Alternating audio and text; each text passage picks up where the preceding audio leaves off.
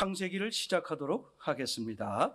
우리 창세기 1장 20절부터 오늘은 25절까지 넷째 날, 다섯째 날, 그리고 여섯째 날 전까지 같이 이렇게 함께 읽도록 하겠습니다.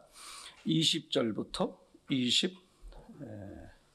25절까지입니다. 시작. 하나님이 가라사대 물들은 생물로 번성케 하라.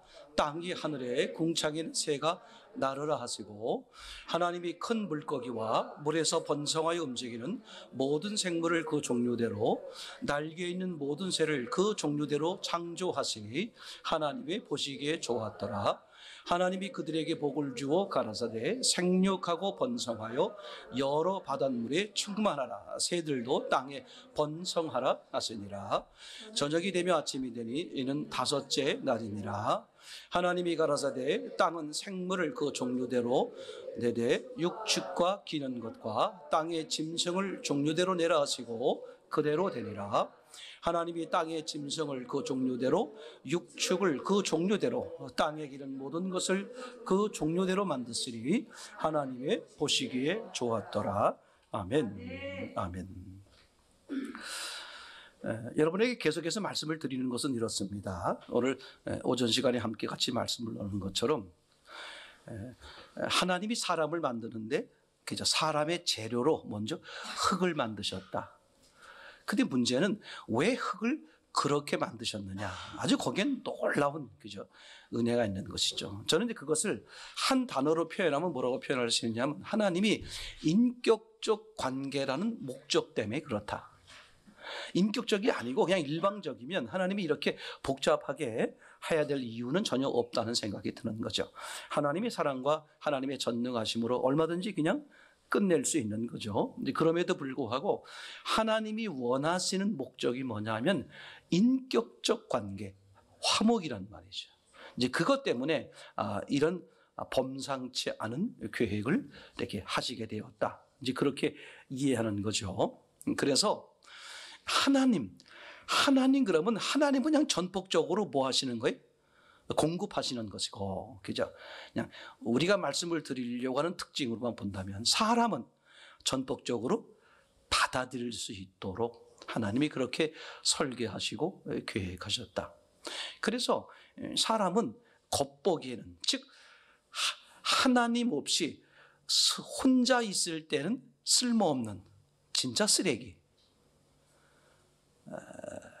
진짜 흙이에요. 먼지요, 티끌. 나는 아무것도 아닌, 일부러 그렇게 만들어 놓으셨어요. 그래 놓고 무한 잠재 능력을 넣었단 말이죠. 그래서 누가 계시면, 하나님이 계시면 하나님이 계획한 대로 최고 심히 좋게 될 수 있도록 하나님이 그렇게 하셨다. 저는 그래서 어떤 사람, 어떤 인간도요, 절대 잠시 주눅들고 잠시 낙심하고 잠시 좌절할지 모르지만 그것이 길어진다는 것은 속는 것이다. 저는 그래서 화가 난다. 왜? 하나님이 우리를 어떻게 만드셨는데, 그죠? 저는 이게 얼마나 감사한지 몰라요.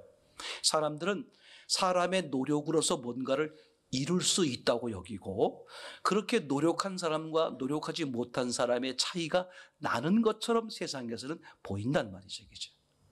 보통 세상에서 말하는 엘리트층이라고 말한다면, 그죠? 가진 자 쪽이라고 얘기할 수 있잖아요. 근데 그것이 사실은 다 뭐다? 헛것, 헛된 시간, 헛된 수고에 불과하다. 근데 그걸 가지고 뭐라고 말한다? 그죠? 가졌다, 가지지 못했다, 그죠? 뭐 성공했다, 실패했다. 그게 하나님 보시기에 얼마나 악한 것이고, 얼마나 추하고, 얼마나 더럽고, 얼마나, 그죠? 하나님이 가슴 아픈 일이겠습니까? 어떤 사람일지라도 여전히 뭐다? 잠재력이 있는 흙이다. 어떤 실패자라도 뭐가 있는? 잠재력이 있는 흙이다. 어떤 성공자라고 할지라도, 그죠? 흙 스스로는, 흙 자체로는 하나님 보시기에 아무것도 인정받을 만한 것이 있다, 없다? 없다. 그게요, 확연하면 자신의 정체성 흔들리지 않아요. 어떤 자리에서도 일어날 수 있게 돼 있죠. 그러니까 하나님만 바라면, 그죠? 앞이 막히고 뒤가 막히고 옆이 막혔다고 할지라도 항상 24시간 하나님은 어디를 열어놓으셨다? 그죠? 하늘은 열어놓으셨다. 그래서 하나님이 함께하면 어떤 흙도, 그죠? 그 꼬맹이가 만지고 있었던 그 흙을 하나님이 뺏어가면 뭐가 되게 하는 거예요? 그죠? 사람이 되게 하는 거야. 우리는 무한한 가능성이 있으신 분이다. 근데 문제는 뭐다? 인격적이라는 데 있는 거예요.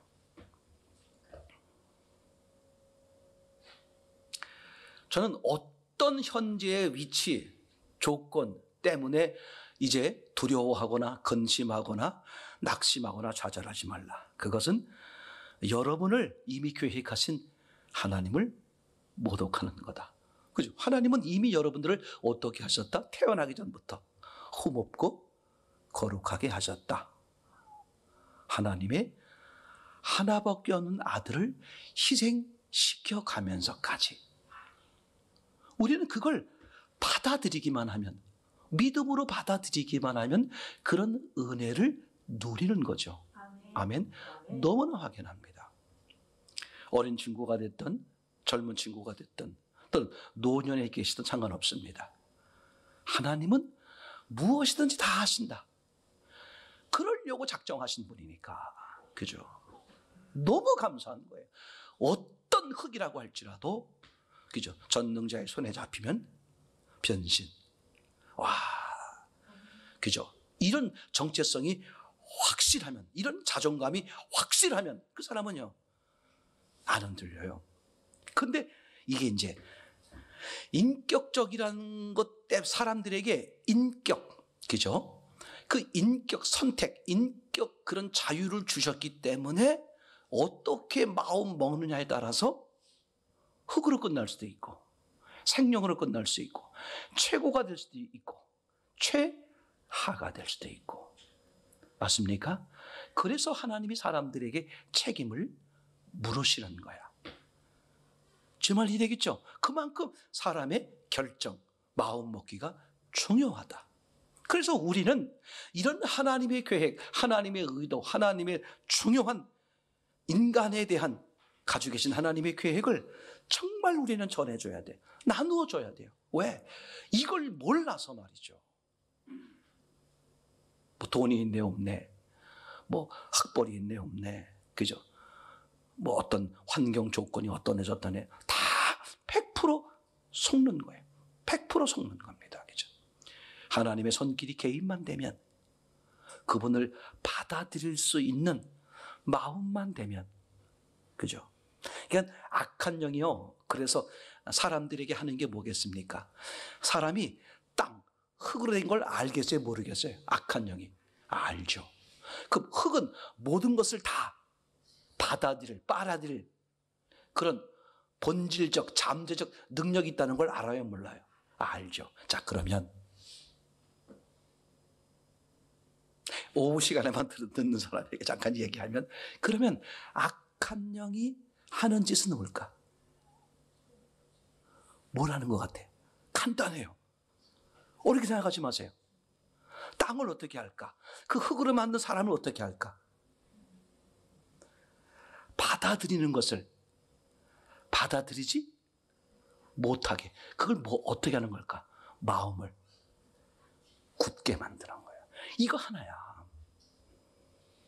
그럼 하나님이 하시는 민물 작업은 뭘까? 마음을 열게 하는 거야. 이게 다예요. 어떤 누구라 할지라도 낙심하지 마세요. 잠시 잠깐 할 수 있어. 그러나 길지 마세요. 왜?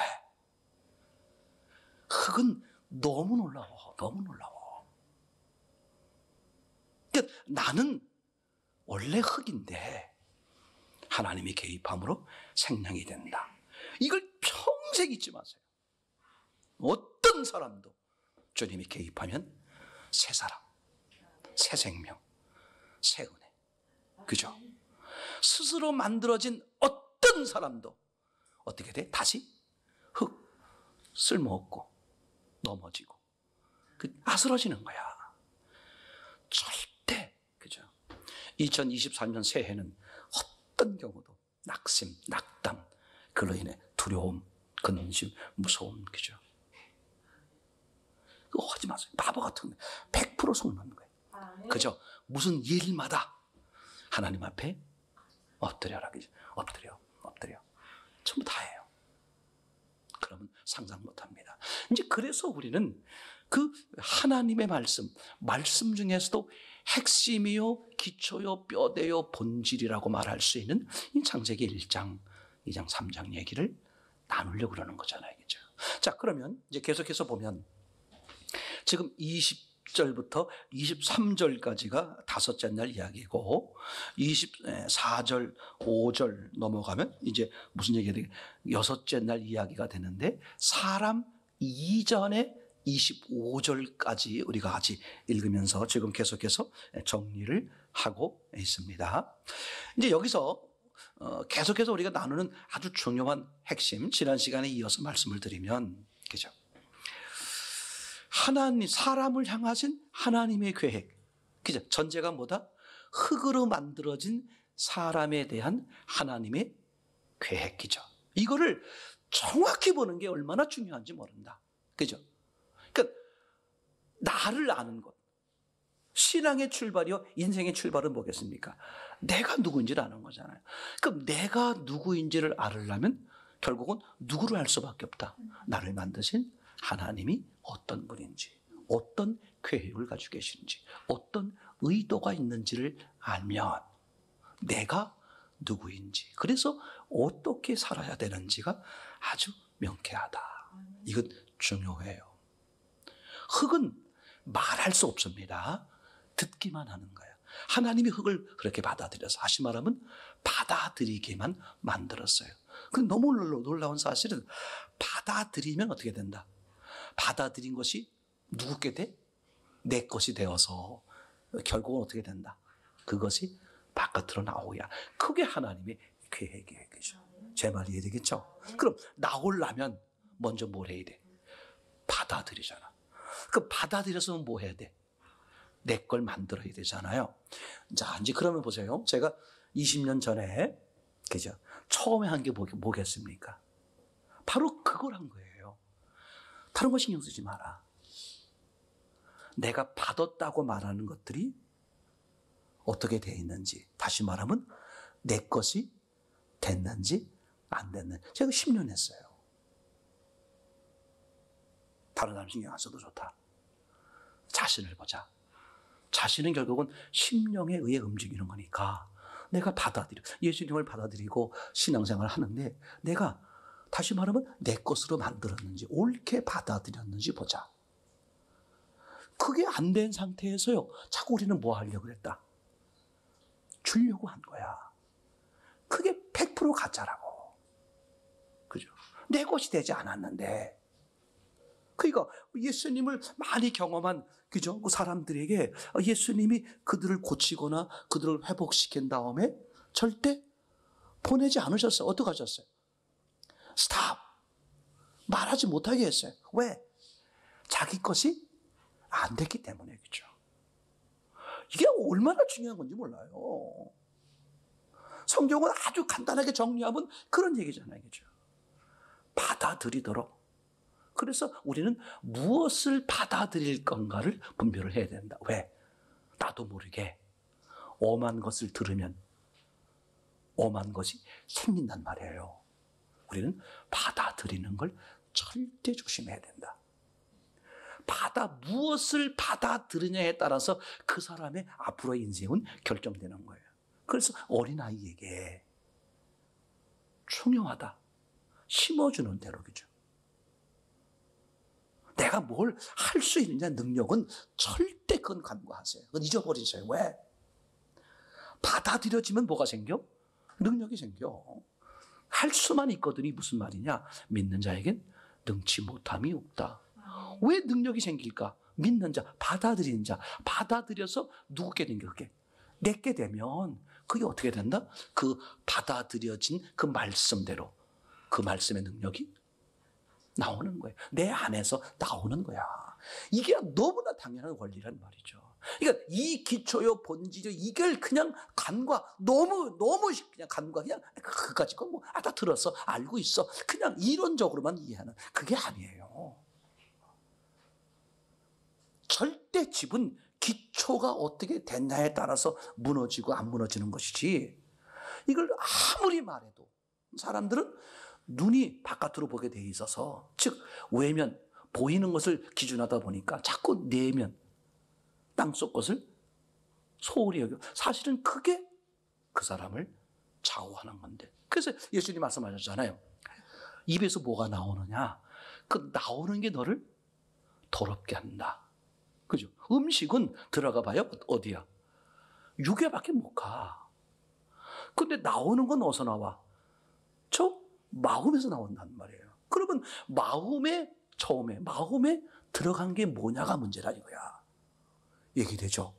마음에 들이는 것을 분별하셔야 돼, 우리가. 목숨 걸고 분별하셔야 돼. 아무것도 하는 게 아닙니다. 그죠? 육우선이기 때문에 육의 것은 조금만 관심 가져도 어떻게 돼? 확 쏠려요. 절대 젊은 친구들 있잖아요. 젊은 친구들. 그죠? 음란물 같은 거, 또는 이렇게 신앙에 도움되지. 절대 꺼내. 술, 담배 같은 거 아무것도 아닌 것 같죠. 그러니까 내 일생을 끌고 갑니다. 아무것도 아닌 게 아니에요. 사람은, 그죠? 무엇을 보느냐에 따라서 들어오는 게 다르는 거야. 여러분들과 함께 나눌 때, 그죠? 그 세미나, 기초 세미나 같은 거 할 때도 마지막 날, 마지막 시간에 나누는 것 중에 여러분들 시간상 늘 빼놓고 하는 것 중에 하나가 뭐냐 하면, 그죠? 하나는 인풋이야. 들어오는 거예요. 들어오는 게 뭐냐에 따라서 내 안에 정착이 되고, 그럼 그게 어떻게 되는지 아웃풋이 돼. 나와. 이건 나오는 것을 잘하려면 뭘 잘해야 된다? 듣는 거 조절해야겠어. 사건이 중요한 게 아니에요. 그걸 내가 어떻게 받아들였냐에 의해서 뭐가 나와? 내 표출이 나오는 거야. 그럼 뭐가 중요하다? 어떻게 받아들였느냐가 중요해. 절대 그 사건이 중요한 게 아니야. 그 사건을 내가 어떻게 성경적으로 받아들이면 내게 해가 된다, 안 된다? 해가 뭐야? 오히려 뭐가 돼? 득이 돼요. 그래서 너무 중요해. 그죠? 감사함으로 받으면 버릴 것이 없다. 감사함으로 어떻게 하면? 받으면이야. 표현하면 아니야. 감사함으로 받으면 내게 다 어떤 사건도, 어떤 일도, 실패의 일도 내게 뭐가 된다? 유익이 된다. 근데 우리는 이미 받아들이는 걸 잘못하는 거예요. 그죠? 하나님은 선하게 하신 걸 나는 어떻게 받아들여? 나쁘게, 악하게, 위험하게, 슬프게, 어렵게 받아들여 버리는 거야. 그러니 무슨 그게 내 안에 상처로 쌓이는데 뭐가 돼? 나오는 입에서 나도 모르게 뭐가 나오는데. 그죠? 부정적이요, 비성경적이요, 악한 말이 나오는데 얼마나 어리석은지 몰라요. 그래서 이 창세기를 나누는 게 그래서 중요하다. 재미가 없는 것처럼 보여. 왜? 땅속 얘기요, 심령의 얘기이기 때문에. 근데 그게 사실은 나를 좌우하는 거다. 그죠? 지난 시간에 이어서 계속해서 말씀을 드리면 이렇게 말할 수 있죠. 하나님께서, 그죠? 사람으로 오셨다. 그럼 하나님이 사람으로 오신, 크게 나누면 두 가지를 얘기해 볼 수 있다. 하나는, 그죠? 사람의 모습으로 오셔야만 되는 이유, 그죠? 히브리서 2장 14절, 15절에 말하고 있는 것처럼, 그죠? 사람이 뭘 지녔기 때문에, 혈과 육을 지녔기 때문에, 즉 사람들의 죄를 대신하기 위해서 같은 모양으로 오셔서 어떻게 죽으셔야만 되죠. 죽으심으로 죄의 문제를 해결하시고, 맞습니까? 그래서 그 죽음의 권세를 잡고 있는 악한 영을 물리치는 것이요. 죽음 때문에 평생을 두려워하는 모든 사람들을 어떻게 하려고? 놓아주려고. 그죠? 예수님이 육신을 가지고 사람의 모습으로 오시는 것은 절대적으로 중요하다. 하나님과 사람 사이에 가로막혀 있는 죄의 문제를 해결하시기 위해서. 아멘. 두 번째로는 하나님은 영이잖아요. 영이신 하나님과 인간이 어떻게 교제하고 관계하는 것인지를 실제 육신의 눈을 가지고 있는 사람들이 볼 때 그죠? 보여주는 거야. 하나님과의 관계가 어떻게 이루어지는지 그것을 육신을 가진 예수님과 제자들의 모습을 통해서 보여주는 것이죠. 관계가 어떻게 이루어지는지를. 그죠? 그래서 하나는 현재의 예수님이라면 하나는 미래의 예수님. 즉 영으로 함께 교제하실 예수님을 시공에 제한받는 모습에 그저 이렇게 육의 모습으로 미리 보여주시는 것이다. 이렇게 되겠죠. 그래서 종종 복음서에 보시게 되면 말씀을 드렸던 것처럼 예수님의 시제가 종종 바뀌곤 한다. 현재를 말할 때도 있고, 그죠? 과거를 말할 때도 있고, 미래를 말할 때도 있고. 그래서 우리는 문맥상 이게 언제를 말하고 있는, 언제 예수님을 말하고 있는지를 보실 필요가 있다. 이렇게 마태복음 9장, 10장에서도 이렇게 표현되어 있었죠.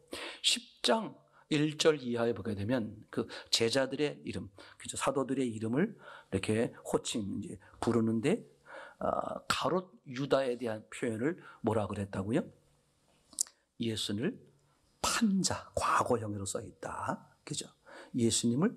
예수를 판자, 유다를 소개할 때 예수를 판자다라고 말하는 것은 그 본문상에서의 예수님은 십자가에 죽으시고 부활하신 예수님으로 말씀을 하고 싶은 것이다.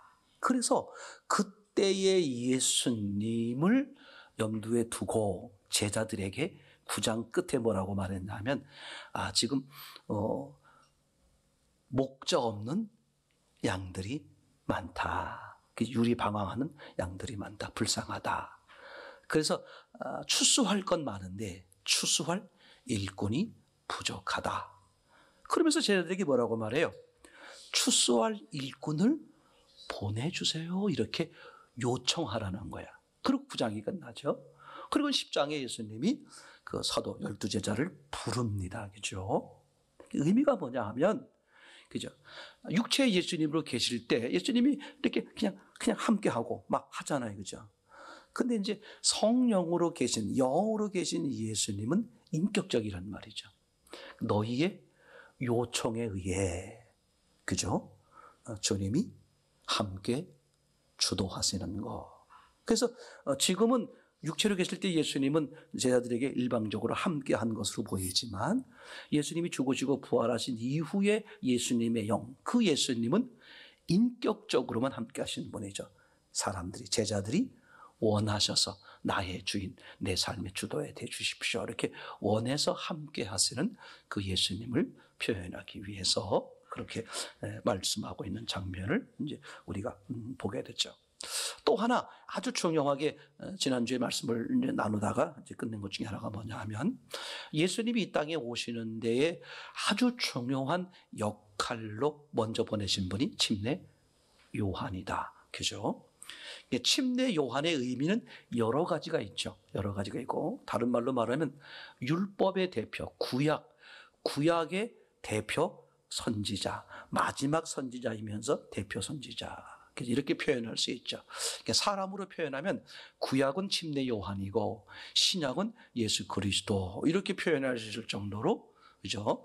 표현이 되겠죠. 그때 침례 요한을 한마디로 표현하는 게 뭐냐 하면 죄 사함을 주는 물침례다. 이렇게 말하는 거였잖아요. 그래서 침례 요한이 하는 일이 뭐였다? 주의 길을 예비하는 것. 그러니까 구약은 신약을 끌어오는, 신약이 오게 하는 역할을 하는 거다. 의미가 뭐냐면 구약이 없으면 신약도 못 온다 그런 뜻이 되는 거겠죠.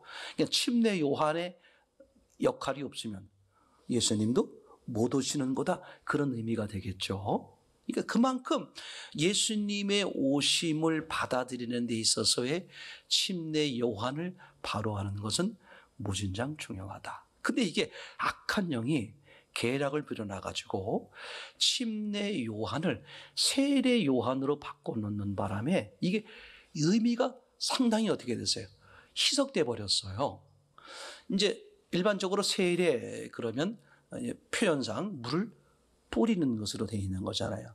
침례 그러면 물 속에 잠기는 의미가 되는 것이고, 그래서 물 속에 잠기는 의미의 침례로 표현하면, 그래서 그 침례를 붙인 침례 요한으로 표현하면, 그죠? 물 속에 잠김으로 죽고, 그죠? 우리가 죽는, 죄인이 죽는 것, 그죠? 그걸 표현하는 의미를 더 확연하게 드러낼 수 있는데, 이걸 뿌리는 세례라는 의미로 뒤에다가 세례 요한 이렇게 붙여 놔버리니까 세례 요한이 주의 길을 예비하는 게 희미해지는 거예요. 그러니까 주의 길을 예비한다는 것은 주님이 오실 수 있도록 길을 닦아놓는다는 거잖아요.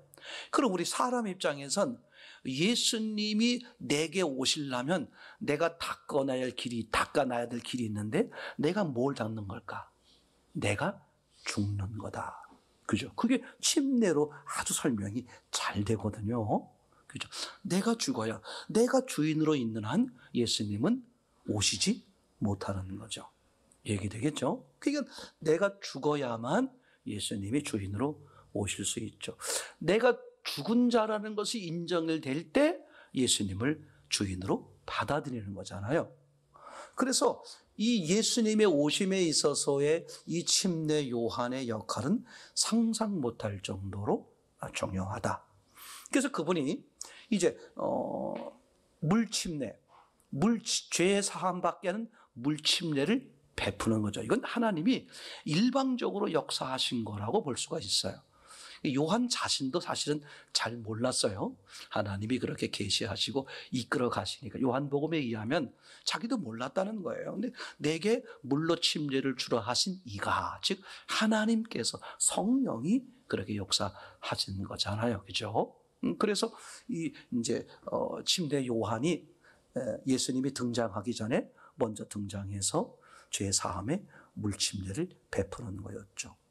그런데 거기에 사람들이 죄 사함을 받기 위해서는 성전에 가서, 그죠? 제사장 앞에서 속죄 제사를 드림으로 어떻게 됐습니까? 죄 사함을 받는 거였잖아요. 근데 너도 나도 없이 다 어떻게 됐다? 요한에게 나와서 자기 죄를 고백하고 요단강에서 침례를 받음으로 죄 사함을 얻게 됐다. 이렇게 확 바뀌는 사건이 이제 등장하잖아요.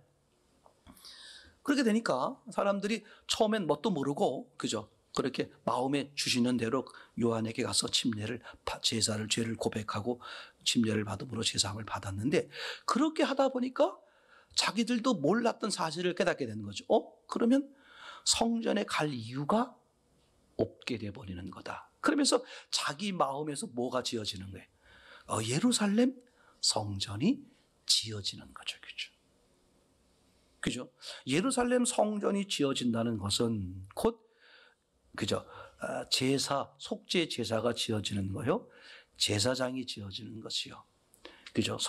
한마디로 말하면 율법이 지어져 버리는 그런 결과에 오는 거죠. 그죠? 율법 끝에 메시아가 오는 거니까. 그래서 사람들이 요한에게 당신이 메시아냐? 근데 나는 아니고 내 뒤에 오시는 분을 설명했다 그랬어요. 그는 뭐가 많다? 능력이 많은 분. 여기 이제 앞으로 얘기할 때 중요합니다. 윤리 도덕적으로 깨끗한 분 이렇게 말하지 않고 뭐가 많다? 능력이 많다. 그죠? 그게 무슨 차이다? 능력의 차이다. 그죠? 얼마나 능력이 많은지 나는 그의 신발끈을 풀을 자격도 없다. 이건 어마어마하게 능력이 많으신 분, 즉 하나님이요, 하나님의 아들이다. 이렇게 이제 말씀을 하고 싶은 거잖아요.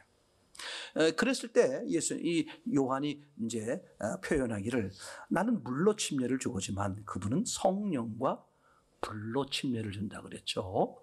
그때 마태복음과 누가복음에서는 성령과 불이라고 표현되어 있고, 성령과 불침례를 말하고 있을 때는 반드시 다음 구절에 뭐가 등장한다? 알곡과 쭉정이가 등장한다. 그래서 거기서 말하는 성령 침례와 불침례는 같은 의미가 아니라 다른 의미로 보아야 본문 문맥에 맞다. 그죠? 성령과 불침례라고 했을 때 성령 침례와 불침례를 다른 뜻으로 봐야 그 다음 절에 알곡과 쭉정이 했을 때 쭉정이는 꺼지지 않는 불이라 그랬으니까 그것은 성경적으로 복음서적으로 뭐밖에 없다? 지옥이다. 그죠?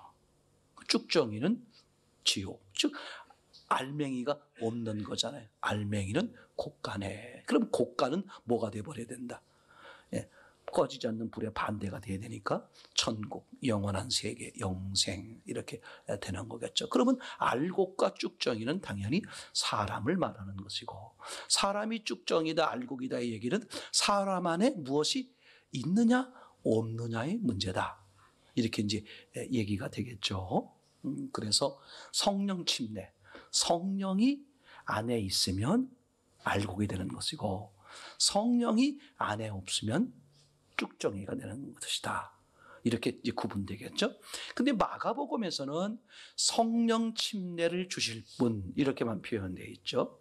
그러니까 당연히 그 뒤에 구절에 나오던 뭐가 나오지 않는다. 알곡과 쭉정이 얘기는 안 나온다. 그래서 문맥상 바르게 편하게 보는 방법은 성령 침례와 불침례는 반대 의미로 보셔야만 그게 이제 맞다. 어떤 오해가 생기는 거냐 하면 사도행전 2장에 성령이 불의 혀같이 이렇게 이제 막 하는 것 때문에 그죠? 그래서 지금도 성령이 불로 뜨겁게 성령이 뜨겁게만 역사하시는 것은 아니고 냉정하게 차갑게 역사하시기도 하고 그죠? 아무 표현이 나지도 않게 그죠? 영이니 본래의 영은 그죠? 표현이 있어 없어요? 없는 거잖아요. 그죠? 그건 최초의 성령 침례이기 때문에 사람들이 알아보게 하기 위해서 사람의 눈으로 느낌으로 알아보게 하기 위해서 그렇게 불의 혀처럼 불처럼 뜨겁게 저는 그런 개념으로 보는 게 아니라 불의 혀처럼 불의 혀가 어떻게 돼 있어요? 막 춤추듯이 막 움직이는 장면 나오잖아요. 그렇게 일시적으로 보이는 현상이다. 이제 그렇게 보는 것이 더 타당하다. 어쨌거나 분명한 사실은 그래서 이제 말씀드렸던 것처럼 예수님의 탄생이 모든 사람들에게 평화가 아니라 기뻐하심을 입은 사람들 중에만 평화다. 그죠? 그리고 마태복음 11장에서도 하나님 아버지를 아는 것은 아들과 아들 외에 계시를 받은 자만 아는 거예요. 그러면 계시를 못 받은 자는 못 알아보는 거죠. 그러니까 예수님을 또는 하나님을 알아보는 자도 있고 못 알아보는 자도 있다 그런 얘기야. 그러니까 예수님의 탄생이 모든 사람들에게 평화가 아니라 기뻐하심을 입은 사람들에게만 평화. 그러면 기뻐하심을 입지 못한 사람들에겐 저주가 되는 거잖아요. 그죠? 이걸 아주 명확히 그죠? 성경적으로 여러 근거를 통해서 성령 침례와 불침례는 다른 개념으로 보는 것이 더 타당하다. 그렇게 말씀을 드릴 수 있겠죠. 뿐만 아니라 예수님이 이 땅에 오셔서 이제 그죠? 이루시고 이제 중요하게 행하신 예식을 굳이 두 가지를 끄집어내자면 하나는 성찬 예식과 또 하나는 세족 예식이다. 이렇게 말할 수 있다. 왜 그걸 중요하게 여기느냐? 그죠? 요한복음에서는 예수님의 그 마지막 날 밤을 아주 중요한 텍스트로 잡아서 우리에게 말씀을 해주고 있다. 그죠? 요한복음 13장부터 17장까지 5장 내내 그 마지막 날 밤에 있었던 이야기를 기록하고 있는데 예수님이 그날 죽으시는 것을 이제 아시죠. 그 마지막 날 밤에 제자들과 모여서 두 가지 예식을 하셨다. 더더군다나 이게 요한복음에 기록되어 있다는 얘기는, 그죠? 요한복음의 출발이 뭐였습니까? 말씀이 있었고 하나님과 함께 있었고 말씀이 눈에 드러나신 분이 예수님이고, 그러니까 하나님이신 예수님이 인간으로 오셔서 제자들과 이제 마지막 날 밤을 보내실 때 뭘 하셨을까? 뭘 했든 간에 그게 아주 하나님으로서 이 땅에 오신, 인간으로 오신 가장 중요한 것을 말씀하시지 않겠느냐? 그 두 가지가 성찬 예식. 하나는, 그죠? 떡이니 받아 먹으라. 그죠? 다시 말하면 하나님이신 예수님이 영으로 사람 속에 실제로 들어오시는 거. 들어오시는데 어떻게 들어온다? 영이지만 떡처럼 실체로. 그죠? 그게 하나님의 궁극적인 목적이잖아요. 그래서 예수님의 이름이 두 가지일 수밖에 없죠. 임마누엘과 예수. 예수는 뭐야? 죽는 거잖아요. 저희 백성을 죄에서 죽는 거예요. 임마누엘은 함께하는 거. 그러니까 예수님이, 하나님이 인간으로 오신 것을 이름으로 표현한 게 임마누엘과 예수가 되겠죠. 그죠? 인간을 위해서 죽으시는 거예요. 그 사람과 함께하는 거예요. 그 함께, 즉 내 안에 들어오신다는 것을 말하기 위해서 성찬식, 영이지만 어떻게? 실체다. 그게 부활하셔서 40일 동안 이 땅에 계신 주요한 목적이다. 그럼 만약에 예수님이 부활하셨다는 것을 증거하기 위해서 40일 동안 제자들과 함께 계셨다면 어떤 모습으로 계셨어야 된다? 생전의 모습으로 계셨어야만 사람들이 어떻게 알 수 있어요? 정말 부활했구나 알 수 있는 거죠. 근데 다른 모습으로 부활하셨단 말이에요. 다른 모습으로 부활했으니 사람의 눈으로 봐서는 부활의 예수를 알아본다 못 알아본다? 어차피 못 알아보기는 마찬가지죠. 그렇죠? 그러니까 부활하신 예수님이 40일 동안 계신 것은 가장 중요한 것은 뭐다? 부활하신 예수님이 영이지만 실체다. 그래서 먹기도 하고 만져보기도 하고 뭐하게 하려고? 영이지만 실체다. 그죠? 이게 성찬식이다. 왜 떡을 떼어서, 그죠? 그래서 떡을 받아 먹는 순간 어떻게 된다? 눈엔 보이지 않지만 떡은 어떻게 됐다? 몸 안에 실제로 있다. 그죠? 그래서 성찬식에서 중요한 순서는 뭐가 된다 그랬죠? 떡이 먼저요, 잔이 나중이다. 그죠? 그 잔의 의미는 뭐였습니까? 너희를 위하여 흘린, 그죠? 나의 언약의 피다 그렇게 말하고 있죠. 그냥 피라고 말하고 있지 않고 언약의 피다. 아주 중요한 의미라고 말씀을 드렸어요. 다시 말하면 반드시 성찬식은 떡을 먼저 먹고 그 다음에 잔을 마시는 것이다. 예수님이 모든 사람들을 위해서 피 흘려 죽으신 것은 맞지만 그 모든 사람들의 죄를 대신해서 피 흘려 죽으신 그 은혜의 효력이 그 사람에게 발동되려면 떡을 먼저 먹어야 한다. 즉 예수님을 영접할 때 나를 위해서 흘리신 피의 효력이 발생한다. 그 뜻이 되는 거죠. 그래서 반드시 순서가 떡이 먼저요, 잔이 나중이다. 만약에 잔이 먼저이면 어떤 문제가 생겨버리냐면 이럴 수 있어요. 의미적으로 말하면 예수님이 온 인류의 죄를 위해서 어떻게 하셨어요? 죽으셨잖아. 그러면 그죠? 그 예수님의 관점, 죽으신 관점에서 보면 모든 죄를 사한 거야, 사하지 않은 거야? 사했어요. 사했으면 나 어떻게 돼? 죄가 있어야 돼, 없어야 돼? 없어야 되죠. 잔이 먼저라면 그런 해석이 가능한 거예요. 그래서 그렇게 주장하시는 분도 계세요. 구원이 뭐냐? 예수님이 내 죄를 위해서 십자가에 죽으셨다. 나는 그 사실을 믿는다. 요게 잔만 마시는 거야. 그렇죠? 성경은 그 얘기가 아니라 그 잔의 효력이 발생하려면 어떻게 돼야 돼? 즉 나를 위해서 십자가에 피 흘려 죽으신 것은 맞지만 맞지만 그 죄 사함의 은혜가 내게 임하려면 그 예수님을 내가 어떻게 성찬식 나의 주인으로 받아들일 때 그 드린 그 사람에게 그 시간에 죄 사함이 애로워진다. 아멘. 그래서 반드시 떡이 먼저요, 잔이 나중이다. 이렇게 얘기되는 거겠죠. 이제 그 다음에 하나, 그날 밤 행하신 예식 중에 하나가 뭐였냐면 세족식이었습니다. 그죠? 그러니까 세족식도 여러 가지 의미를 생각해 볼 수 있겠습니다.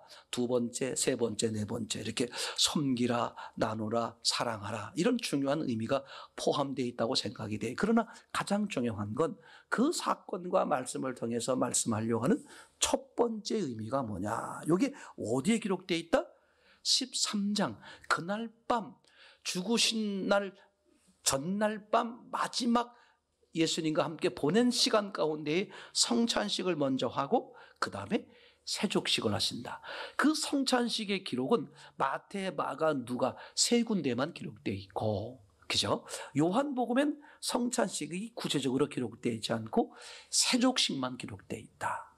반대로 세족식은 마태, 마가, 누가에는 기록되어 있지 않다. 이건 순서가 중요하다. 아까 말씀드렸던 것처럼 성찬식에서 반드시 떡을 먼저 먹은 후에 잔을 마셔야 된다. 예수님을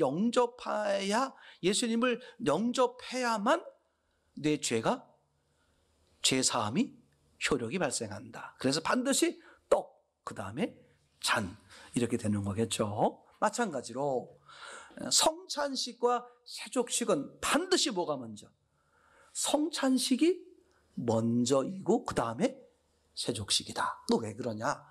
세족식의 첫 번째 의미는 말씀드렸던 것처럼 두 번째, 세 번째, 네 번째 의미가 있습니다. 그러나 우리가 중요하게 보려고 하는 것은 그 상황, 그 13장 그 상황에 기록되고 하신 것이기 때문에 더더군다나 성찬식 다음에 이루어진 것이기 때문에 그죠? 세족식의 의미는 발을 씻기는 거라 그랬죠. 예수님이 제자들의 발을 씻기는 거였어요. 근데 발 씻기는 문화를 그 당시에 모든 유대인들은 알고 있었다. 그 유대인들의 대표라고 말할 수 있는 시몬 베드로도 알고 있었죠. 알고 있었기 때문에 예수님이 발 씻기는 것을 거절하려고 했어요. 왜냐하면 발 씻김의 의미는 높은 사람이 낮은 사람에게, 아니 낮은 사람이 높은 사람에게, 또는 상대를 섬긴다, 예우한다, 대우한다, 환영한다, 그런 의미로 발 씻기는 문화가 있었다. 그죠? 그걸 예수님도 알고 누구도 알아요? 네, 이 시몬 베드로 제자들도 모두 아는 거죠. 서로 알고 있는 세족식을 예수님이 발을 씻기려고 그럴 때 예수님이 이 제자들은 알고 있으니까 시몬 베드로가 거절을 하죠. 아니 제가 발을 씻겨 드려야지. 어떻게 주님이 높으신 분이 내 발을 씻기려고 합니까? 그러니까 그 발 씻기는 의미를 아는 거죠. 그때 예수님이 뭐라 그랬습니까? 내가 지금 너의 발을 씻기려 하는 것을 네가 그 의미를 안다 모른다? 모른다 그랬어요. 즉 네가 알고 있는 그런 의미가 아니다. 이게 아주 중요한 말이에요. 네가 알고 있는 그런 의미가 아니다. 섬기고 서로 나누고 그런 의미를 말하려고 그러는 게 아니라 이거죠. 그러면서 뭐라 그랬냐면 내가 네 발을 씻기지 않으면 너와 뭐가 없다? 관계가 없다. 그러면 시몬 베드로가 이제 3년 반 동안 예수님과 함께 지내면서 이 관계라는 게 얼마나 중요한지를 두루두루 경험을 많이 했단 말이에요. 이게 관계의 문제입니까? 그러면 아예 온 몸을 씻겨 주십시오. 이렇게 말했었죠. 그때는 예수님이 하신 말씀이 온 몸을 씻을 필요가 없다. 발만 씻으면 된다. 왜냐하면 너희는 목욕을 했으니까. 그러니까 예수님이 지금 이 내용을 쭉 보면 영적인 내용을 얘기하려고 그러는 거잖아요. 단순히 발을 씻기는 얘기를 하려고 그러는 게 아니라 발 씻기려고 하는 걸 통해서 예수님, 하나님이신 예수님이 사람인 인간에게 하려고 하는 것을 지금 표현하려고 그러는 거잖아요. 그렇죠? 이게 지금 그러는 게 아닙니까? 너희는 발을 씻겼다는 거야. 목욕을 했다는 거야. 목욕을 한 자만 발을 씻을 필요가 있다. 이런 말을 하는 거죠. 그러니까 그 발 씻기는 것은 목욕하는 의미의 그 씻기는 걸 말하는 게 아니다. 그죠? 왜? 목욕한 자만 발을 씻긴다 그랬으니까. 이건, 그죠?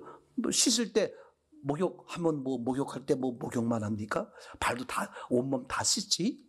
지금 내가 얘기하려고 그러는 것은 육의 얘기가 아니라 영의 얘기다. 그러면서 이제, 너희는 온몸, 목욕을 했기 때문에 발만 씻으면 된다. 그러고 또 끝나버리면 많은 오해가 또 여러 가지 해석의 여지가 생길 수 있는데, 이어서 예수님이 하신 말씀이 뭐라 그랬습니까? 너희 중에 목욕하지 않은 자가 있다. 그러면 목욕하지 않은 자는 발 씻을 수, 예수님이 발 씻겨주지 않겠다, 그런 의미가 되겠죠. 근데 발 씻김의 문제는 무슨 문제라고 그랬어? 관계의 문제라고 그랬어요. 그러면서 목욕하지 않은 자가 누구인지를, 예수를 파는 자라고 그랬어요. 가롯 유다를 지적했습니다. 맞죠? 그러면 가롯 유다는 목욕하지 않은 자라고 그랬어요. 목욕한 자만 발을 씻을 수 있다. 그럼 목욕하지 않았다는 게 뭘까? 그들이 그 13장 세족식의 시작하는 장면에 뭐라고 되어 있냐면, 가롯 유다에 대해서 말하고 있는데 뭐라 그랬습니까? 마귀가, 악한 영이, 그죠? 예수를 팔려는 생각을 넣었더니, 즉 유다는 누구와 관계가 되어 있다? 악한 영과 관계가 되어 있다. 즉 하나님, 예수님 쪽과는 관계가 안 되어 있다. 즉 예수님과의 말하려고 하는 영적 목욕이 안 돼 있다, 그런 얘기죠. 그럼 영적 목욕이 안 된 사람은 어떻게 된다? 영적 발씻음이 못하는 거야. 영적 발씻음이 되려면 영적 목욕을 해야 된다는 거야. 그걸 성찬식과 세족식으로 말하면 이렇게, 성찬식을 한 사람이 세족식을 할 수 있다. 성찬식이 뭐야? 하나님이 유다 안에 들어오는 거잖아. 들어옴을 받아야 그 안에서 발 씻김을 할 수 있는데, 들어오지 않았으니 뭘 못한다? 발 씻김을 못한다. 이런 얘기가 되잖아요. 그죠? 그러니까 성찬식의 의미는 목욕이라는 의미가 되는 것이고, 그건 관계에 대한 이야기인데, 하나님의 영이, 예수님의 영이 사람 안에 들어온 거죠. 맞습니까? 구원을 이룬 거잖아요. 그러면 내 안에 들어오셨는데 왜 발 씻김이 계속 있어야 되느냐, 이런 거죠. 목욕한 사람이 또 나중에 그 다음날 어떻게 할 수 있어? 밖에 나가, 안 나가? 밖에 나가면 어떻게 돼? 또 어디가 들어오? 이 중요한 거예요. 예수님을 영접한 사람일지라도 또 어떻게 돼? 가끔 딴짓 해, 안 해? 딴짓하고 죄를 짓는단 말이야. 제 말이 되겠죠? 그게 이제 발 씻기냐. 그 주인 되시는 예수님이 너희 안에서 무슨 심정으로? 가장 더러운, 몸 중에 가장 더러운 발, 그죠? 심령으로 말하면 뭐야? 죄죠. 죄를 씻기는 심정으로 너희와 함께 영원히 살아 주시겠다. 이게 성찬식과 세족식을 통해서 우리 안에 들어오시는 게 성찬식. 들어오셔서 어떻게 영원히 계실 수 있는지에 대한 하나님의 사랑의 방법의 표현을 우리에게 말씀해 주고 있는 것이죠. 이게 되겠죠? 자, 계속해서 보면 이제 침례 요한과 예수님을 조금 더 생각해 보는 거예요. 이게 아주 중요합니다. 침례 요한은 주로 어디에 살았습니까? 광야에 살았어요. 그죠? 뿐만 아니라 무슨 옷을 입었어요. 그죠?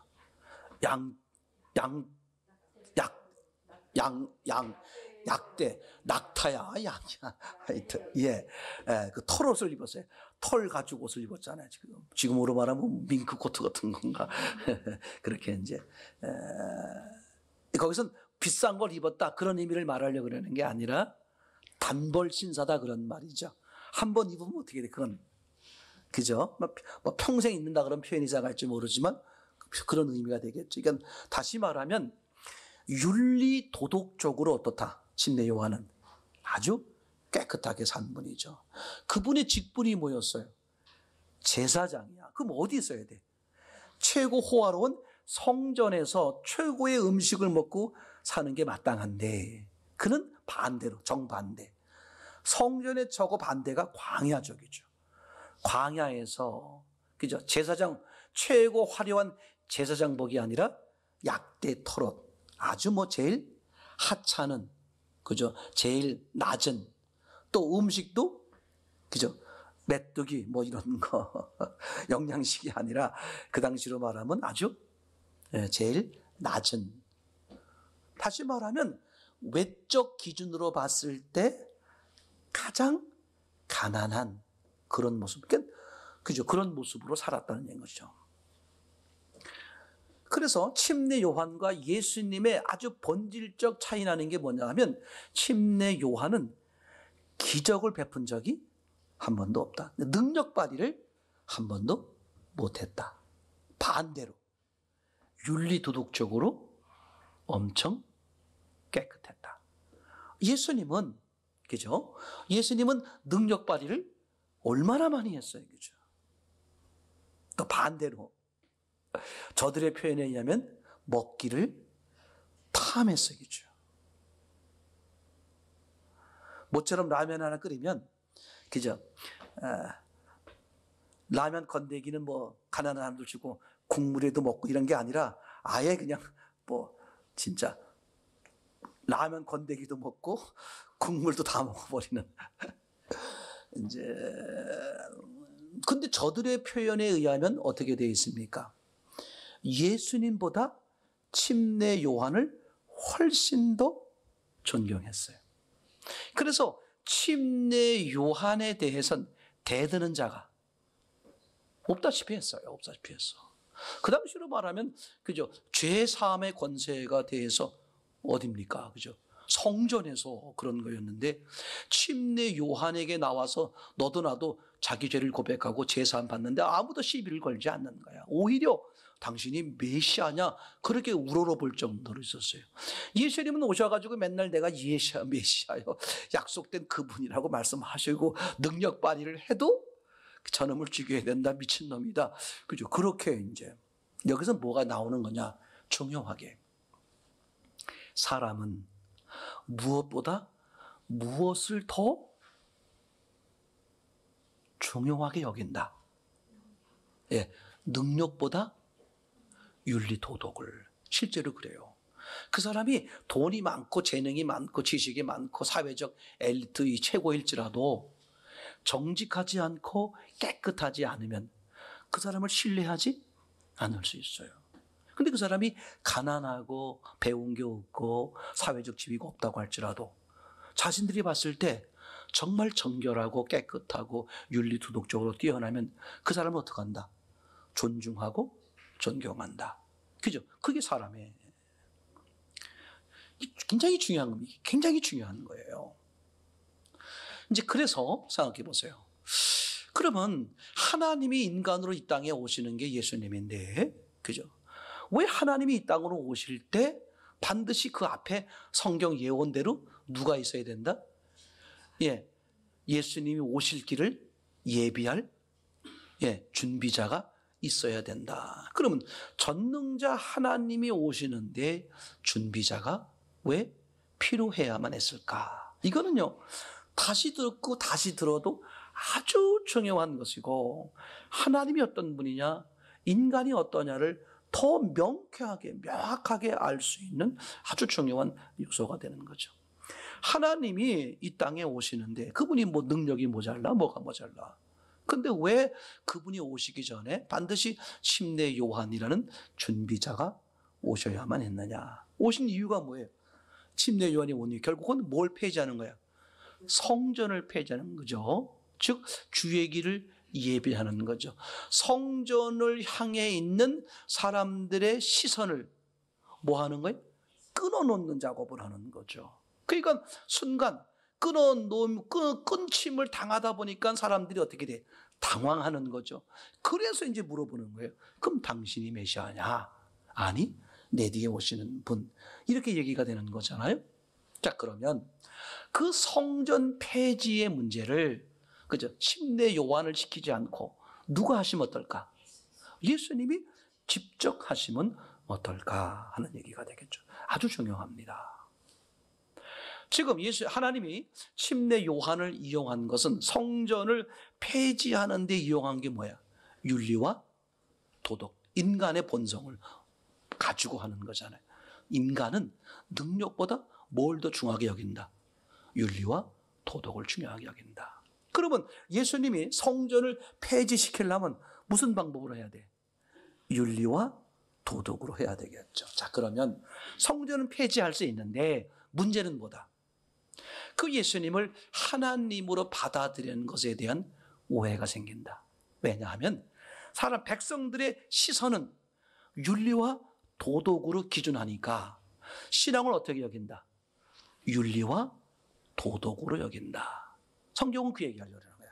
신앙은 윤리와 도덕이 아니다 이거야. 얼마나 깨끗하냐? 얼마나 신선하냐? 아니다 이거죠. 신앙은 뭐냐? 생명체가 들어오는 거야. 들어오는 거야. 밖에 있던 생명체가 안으로 들어와 버리는 거야. 윤리 도덕은 상관이 없어. 이게 이제 교회를 다니시는 분들이 많은 오해가 생기는 게 그런 거예요. 저분이 권사님인데 집사님인데 저분이 교회 다니시는 분인데 윤리 도덕이 뭐 엉망이고 뭐 그렇다. 그게 초점이 아닙니다. 그걸 제가 무시한다는 뜻이 아니라, 그죠? 생명이신 예수님이 들어와 그분과 함께 동행하는 그분의 주도로 살다 보면 어떻게 돼? 윤리 도덕적으로 훌륭해지는 모습으로 바뀌어가는 것이지, 절대 윤리 도덕의 기준이 아니라 뭐가 기준이다? 그 안에 생명이 있느냐 없느냐. 맞습니까? 만약에 윤리와 도덕을 신앙의 기준으로 하나님이 설정하셨다면 사람은 자꾸 어떻게 하겠어요? 윤리와 도덕을 뭘로 할 수 있다? 꾸밀 수 있단 말이야. 맞나요? 이게 가짜 나무로 열매를 열리게 할 수 있단 말이야. 이게 사람도 속고, 맞습니까? 사람도 속이고 실제 신앙도 안 되고.